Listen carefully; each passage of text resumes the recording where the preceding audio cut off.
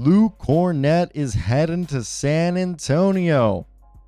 I actually like this as their backup big. Luke Kornet's an underrated big man that at this point in his career, Luke Kornet getting this contract, 4 years, $41 million. I didn't think it was going to be that much. I did think he was going to get, obviously, a decent sized deal in comparison to what he had made because he had been paid the minimum for several seasons in a row. And Luke Kornet's a guy that I personally think has made a name for himself as a big man who's a bit more athletic than he appears. He's got some solid length. He's a 7'2" big man who is able to spot up from three, can finish as a pick and pop or even a pick and roll guy. He's got decent timing as a shot blocker and can stay in front of wings and switches, and has developed, where he's able to contest jumpers from inside the paint by kind of going out and just being big. Like, he's an underrated player and a fun one to watch.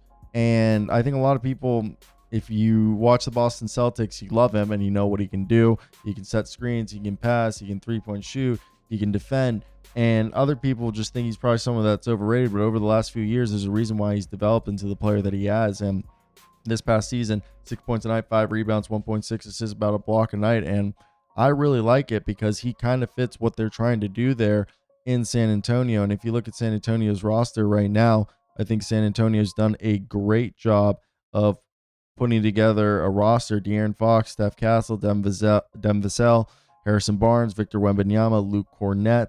And they still could bring back either Charles Bassey, Mamu, or Bismack Biyombo. Then they have Jeremy Soham, Luke Kornet in the second unit, Keldon Johnson, Carter Bryant, Dylan Harper. I don't know what's going to happen with Blake Wesley or Malachi Brown. I expected them to move off of them at some point. They still have Julian Champagnie. And to me, I think they've done a great job of finding talent. Like, Luke Kornet could be their starting center or could start alongside. I think it might be actually their starting center. He gives them the athleticism, gives them kind of like the stretch and the size that works next to Victor Wembanyama. And it's like this weird combination that actually works. And they got it at a decent deal where he could end up being one of the top 20 centers in the NBA.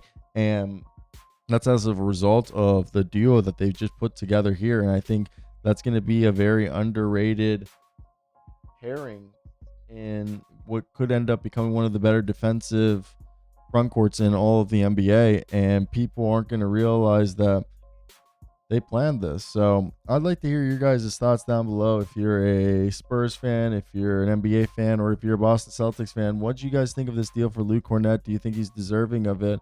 And how surprised were you that he got paid like this? But that's it for me, guys. Peace out.